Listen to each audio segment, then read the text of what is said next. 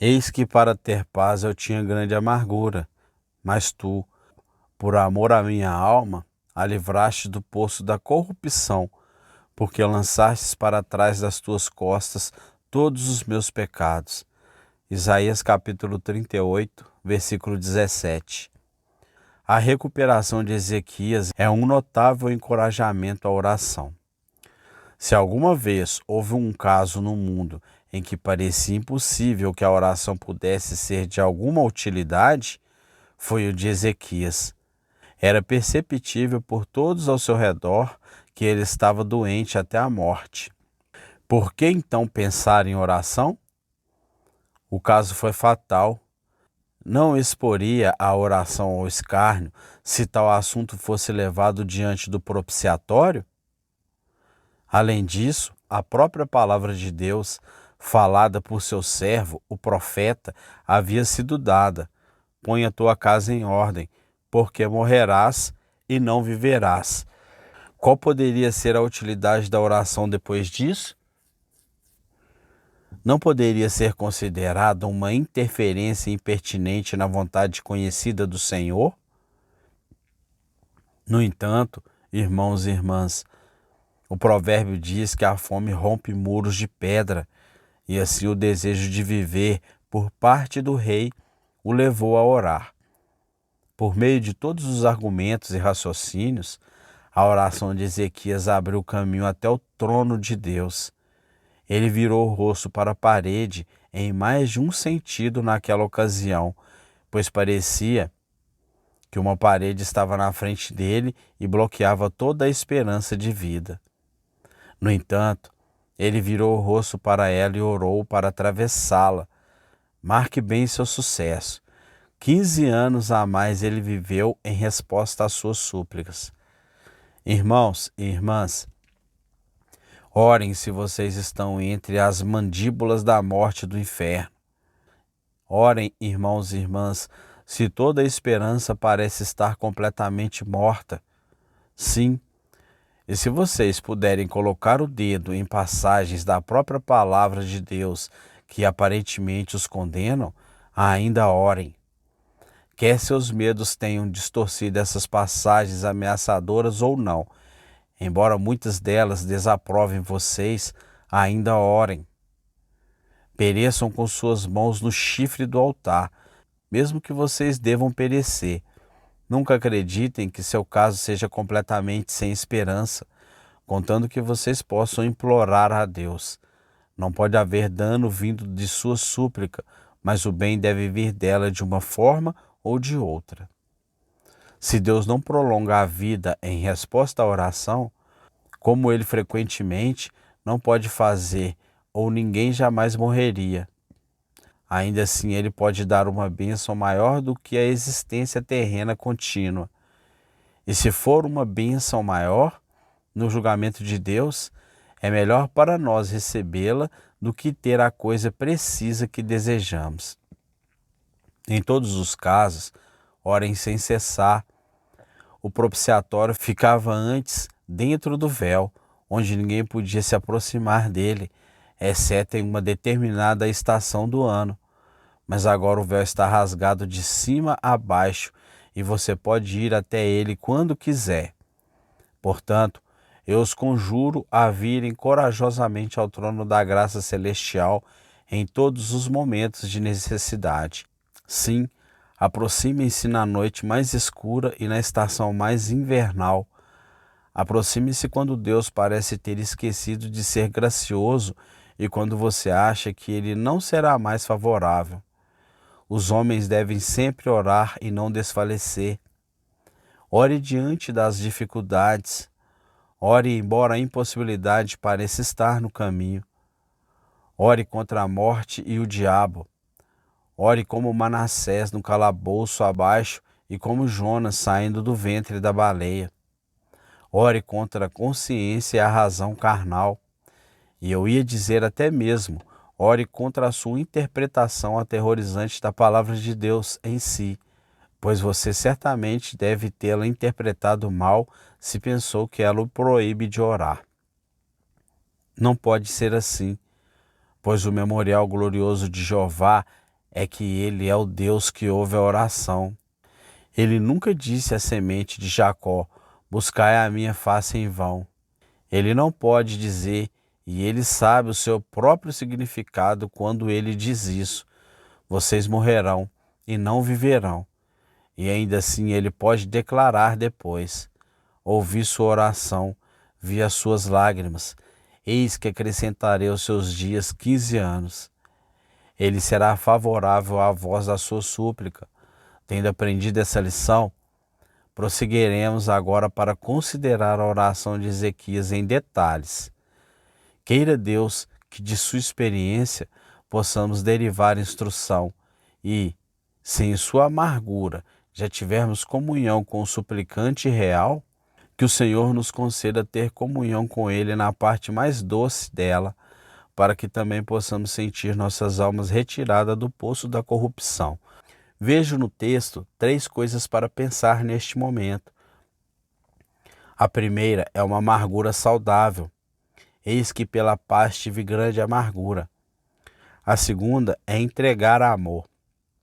Mas tu amastes minha alma, livrando-a do poço da corrupção. E a terceira é o perdão absoluto. Tu lançastes todos os meus pecados para trás das tuas costas. Antes, porém, de dividir meu texto, eu deveria ter dado a vocês outra tradução dele. Não que eu fosse facilmente encontrar falhas em nossa versão em qualquer momento, pois ela é, como regra, maravilhosamente correta e singularmente convincente.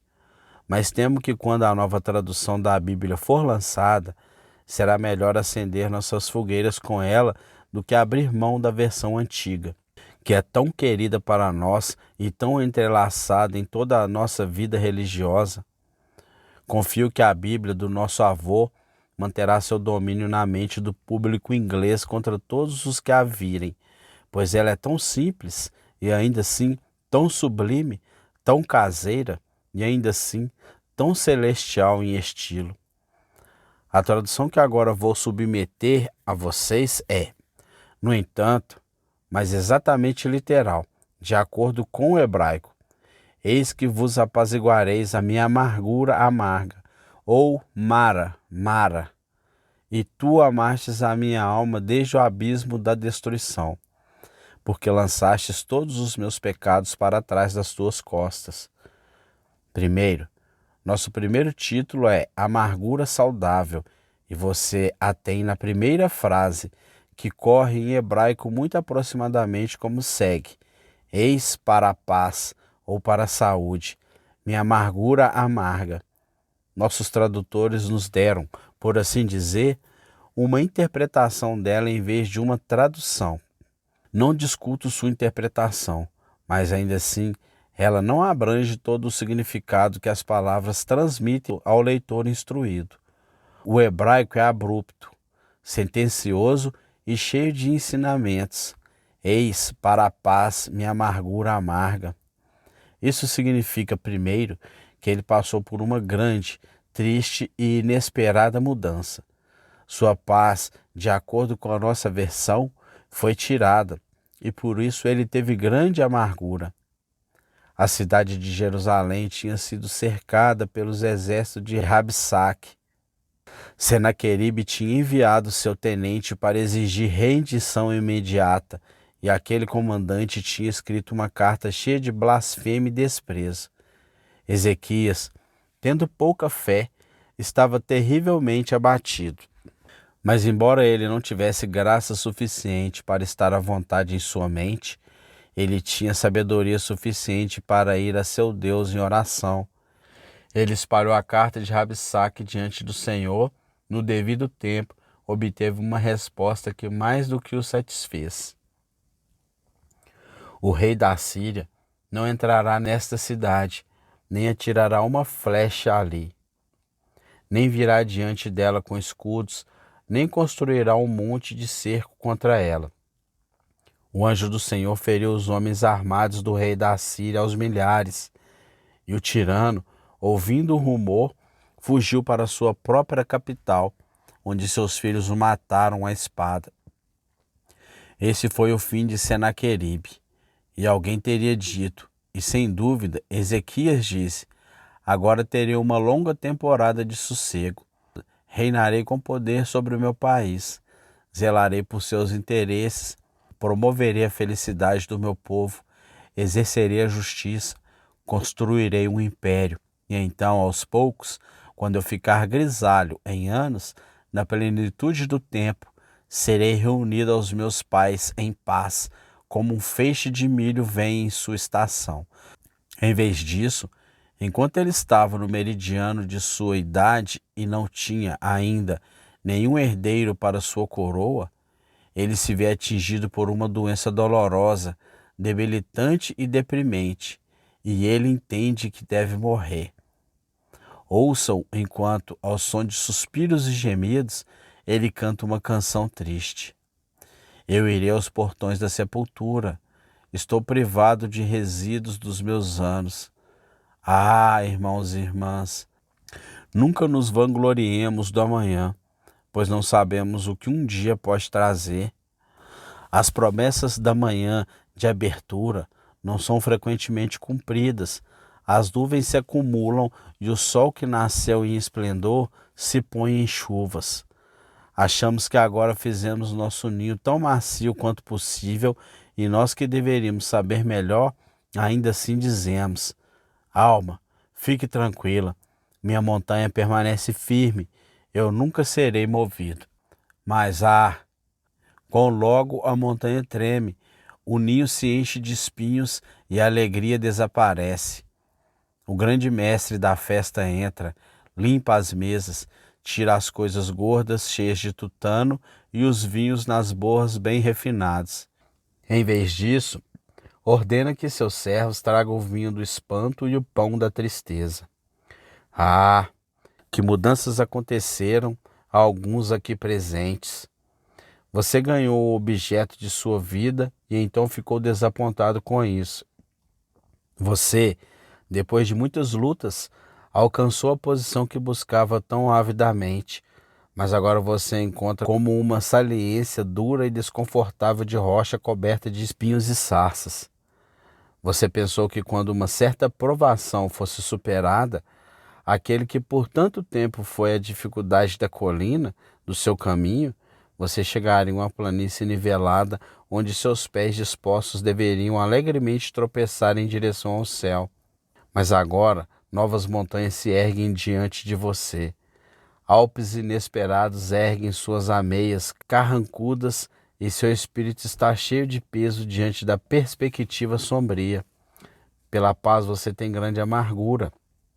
Agora, se isso é assim com você, não considere isso como coisa estranha e não imagine que uma experiência incomum aconteceu com você. Foi assim com Ezequias e tem sido assim com dezenas de milhares de outros a quem o Senhor amou. Observe, além disso, que a condição de Ezequias era de tristeza enfática, pois ele diz: eis a paz, mara, mara, amargo, amargo, ou amargo, amargo. Lemos que quando os filhos de Israel chegaram a Mara, eles não podiam beber das águas, pois eram amargas. Ninguém sabe, a menos que tenham experimentado, o que é sede seca, e quão cruel é a decepção quando, vendo a água diante de você, você descobre que ela é tão salobra que você não consegue bebê-la. Ela atormenta um homem quando ele é menos capaz de exibir paciência e, portanto, intensifica a dor interior da sede. Mara era um ponto notável nas jornadas dos filhos de Israel, e Ezequias tinha chegado espiritualmente a uma Mara dupla, uma Mara-Mara. Vocês, queridos amigos, já passaram por esse caminho e beberam de dupla amargura, o absinto e o fel? Amados, alguns de nós sabemos o que isso significa, pois tivemos, ao mesmo tempo, um corpo atormentado pela dor e uma alma cheia de peso. O espírito de um homem sustentará sua enfermidade, mas um espírito ferido quem pode suportar? Talvez o duplo Mara tenha chegado em outra forma. É um momento de problemas severos E naquele momento, o amigo em que você confiava o abandonou. Isso é tristeza sobre tristeza. Ou talvez você esteja em dificuldades temporais e, ao mesmo tempo, em grandes dificuldades espirituais. Aqui também está Mara, Mara. O peixe voador é perseguido por um inimigo feroz no mar, e quando ele voar para o ar, as aves de rapina estão ansiosas por ele. Da mesma forma, tanto em coisas temporais quanto em espirituais, somos atacados. Paulo observa em sua formosa viagem que ele chegou a um lugar onde dois mares se encontravam. Você já navegou por uma parte tão perigosa do mar? Não duvido que você tenha, e tenha, ao mesmo tempo, encontrado problemas e tristeza.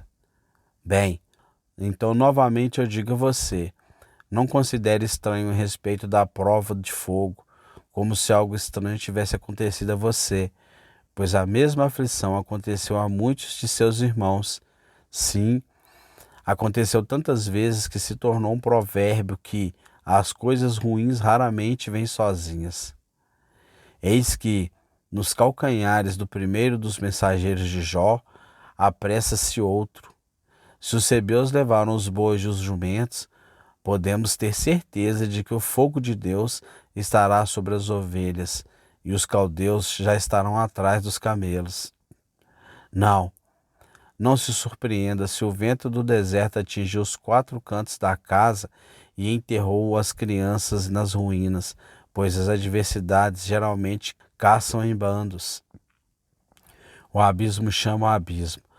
Como inúmeros pássaros que voam sobre nossas cabeças, migrando para terras distantes, assim as provações passam sobre nós em nuvens e ficam assustadas ao ouvir vozes estranhas e misteriosas ameaçando males graves. Agora, observe que o significado do nosso versículo não se esgota de forma alguma com essa explicação. Encontramos nele um significado muito melhor. Eis a paz, amargura amarga. Isto é, a dupla amargura do rei operou sua paz e saúde. Tome a palavra no sentido de saúde primeiro. A ilustração do texto é bem conhecida.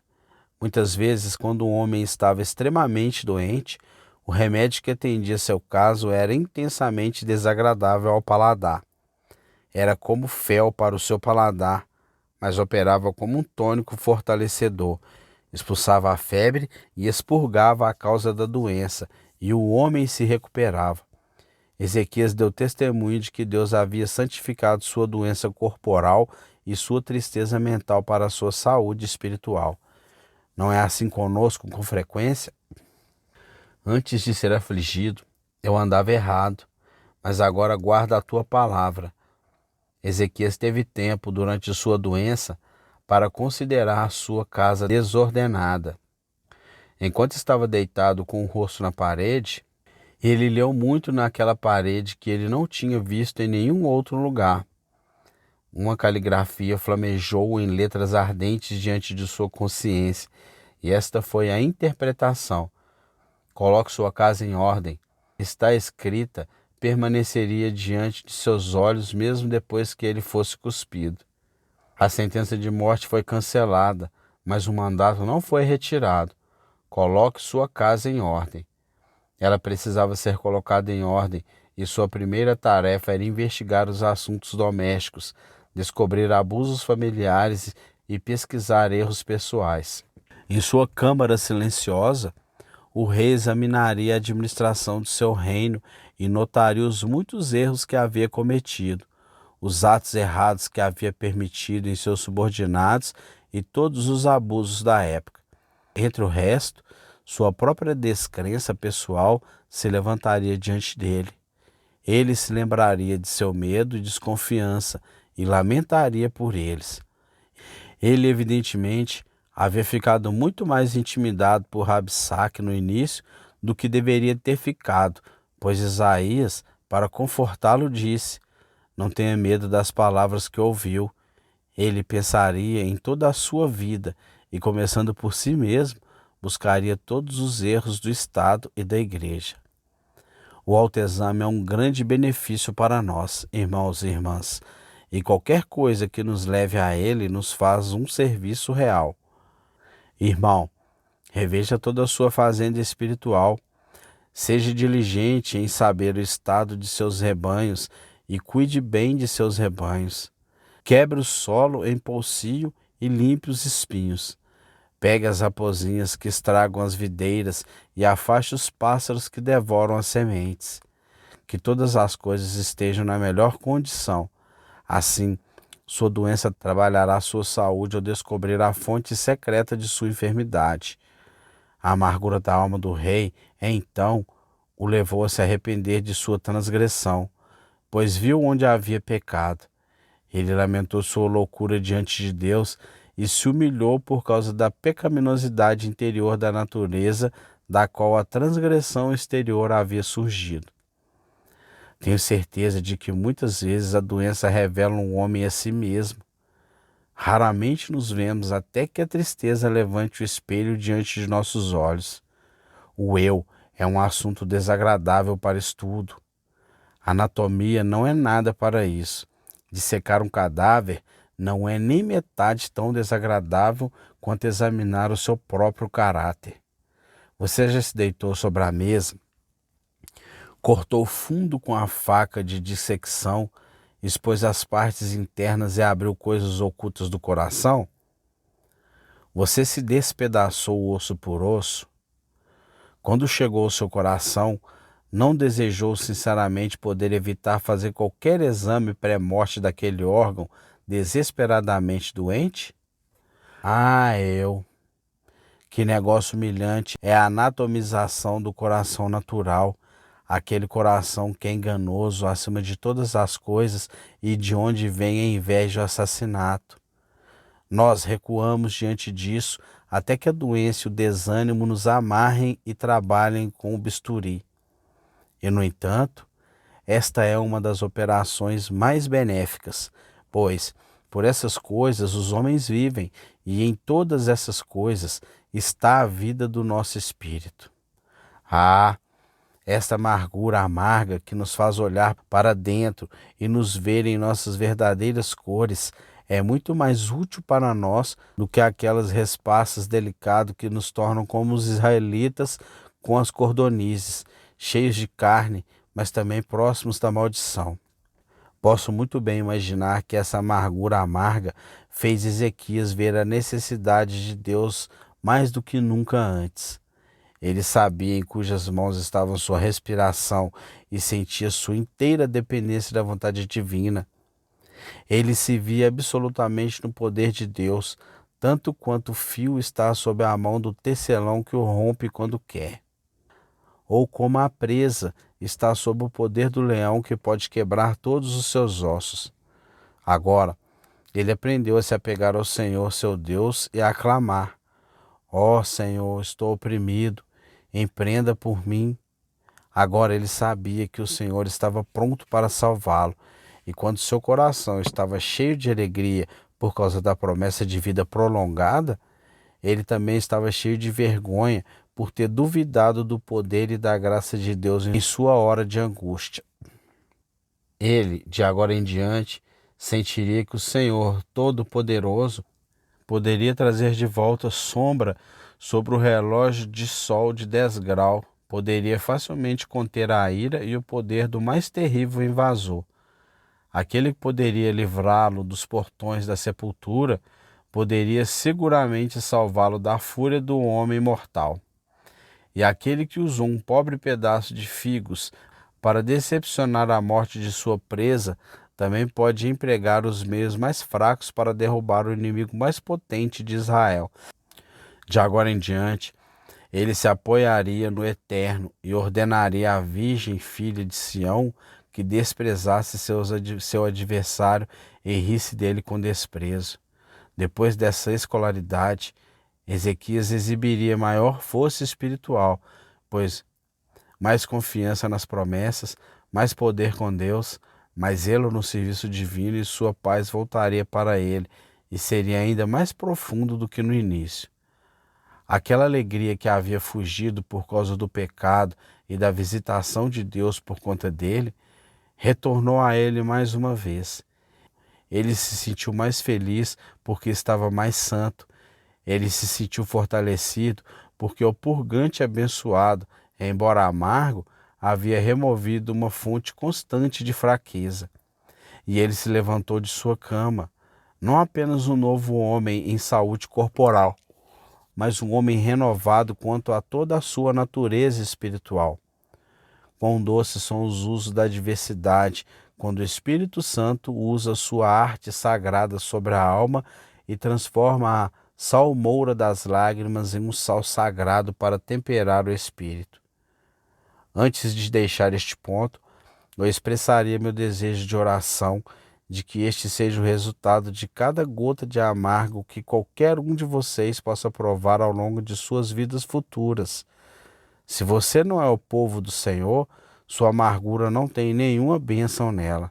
Pelo contrário, você pode encará-la como um antigosto daquela mara sem fim, em cuja fonte salobre o impenitente deve sentar-se e chorar para sempre. Mas se você é filho do Senhor, crendo em Cristo Jesus, tudo está bem, pois sabemos que todas as coisas cooperam para o bem daqueles que amam a Deus, daqueles que são chamados segundo o seu propósito. Temos agora com muito prazer que considerar a promessa do perdão absoluto, pois você lançou todos os meus curados e animados até que a causa da doença se foi, e isso era o pecado. O pecado era o elemento estranho em sua constituição espiritual, enquanto estava lá, causava inquietação, preocupação e doença espiritual. Mas quando o pecado se foi, a saúde e a paz voltaram. Agora, deixe-me pegar as palavras diante de nós e apresentá-las em algumas frases breves e pedir que você perceba, primeiro, o fardo, o pecado, uma carga pesada, uma maldição pesada. Observe o dono deste fardo. Ezequias não diz pecado somente, mas meu pecado. Se algum pecado no mundo é mais pesado do que outros, eles são meus. Irmãos e irmãs, vocês sentem que os seus são assim, não sentem?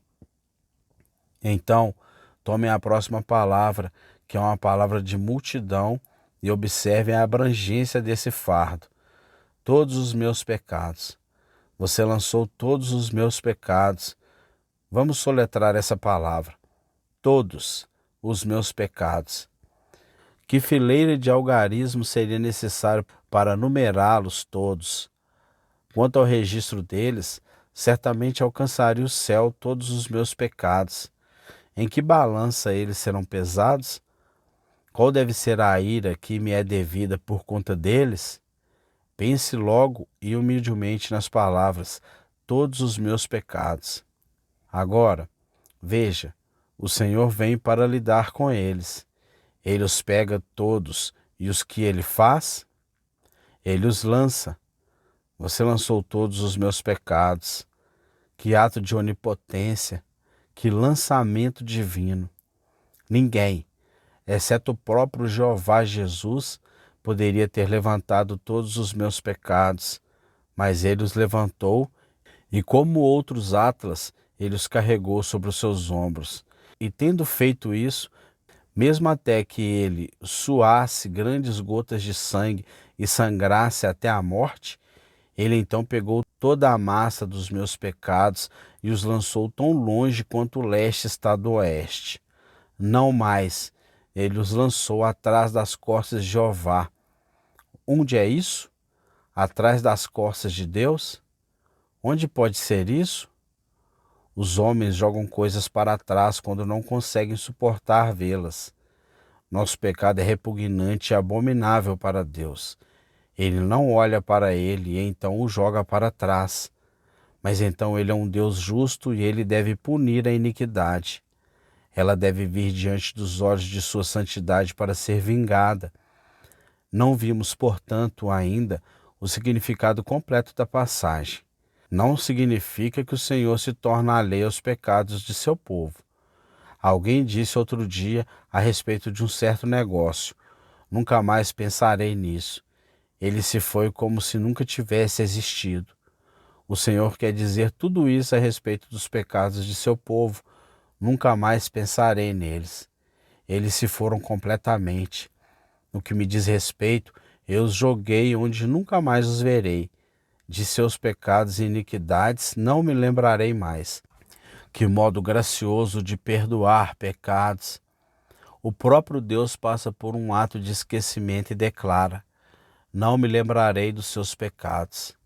Ele olha para o seu povo que tem sido tão provocador e ainda é tão propenso ao pecado, e ainda assim ele não vê iniquidade em Jacó, nem perversidade em Israel.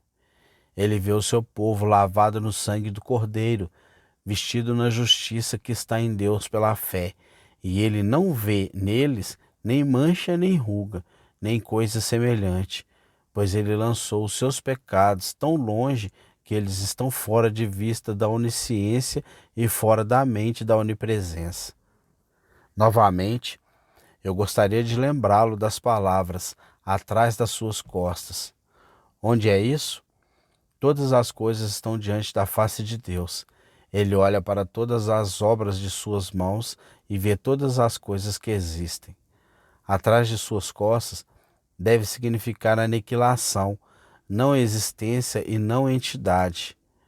Ó, minha alma, seu Deus lançou seus pecados não na entidade e enfativamente fez um fim a eles. Ele trata você como se eles nunca tivessem existido. E no que diz respeito à sua justiça, através do sacrifício vicário de Cristo, eles são para o Senhor como se nunca tivéssemos transgredido. Você lançou todos os meus pecados para trás das suas costas. Acho que não preciso pregar mais sobre esse assunto. Vá para casa e entregue-o em meditação silenciosa sob a sombra do Espírito Divino. Querido Filho de Deus, esforce-se para agarrar este grande privilégio de perdão perfeito e nunca o deixe ir. Que o Espírito Santo o cele para você. Você está certo em trazer seus pecados diante de seu próprio rosto e lamentar sobre eles. É onde eles devem estar. Mas não se esqueça, ao mesmo tempo, de que eles são perdoados. Quando o homem lança seus pecados para trás das costas, Deus os colocará diante de seu rosto. Mas quando, em penitência, um crente coloca seus pecados diante de seu próprio rosto para lamentar sobre eles, então o Senhor, em misericórdia, declara que ele os lançará para trás de suas costas. Ó crente em Jesus, seus pecados se foram para sempre. Fique tranquilo, feliz, seguro, pois você é aceito no amado. Seu pecado deixou de existir. As linhas mais longas nunca podem alcançar o fundo daquele mar em cujas profundezas Jeová as lançou. A máxima indústria do diabo nunca pode viajar para aquela terra que não existe, mesmo a terra que está atrás das costas de Jeová, na qual ele lançou seus pecados. Quem não seria um crente em Jesus? Mesmo que ele estivesse gravemente doente e tivesse que ficar como Ezequias no leito de morte, quem não seria um crente? Mesmo que ele tivesse que gritar, Mara, Mara, amargura dobrada, quem não seria um crente e seria abraçado de sua miséria por aquele poderoso amor que abole o pecado do penitente? Creio no Senhor Jesus Cristo, ó pecador, e essa será a sua porção, também pela abundância de misericórdia de Deus. Amém.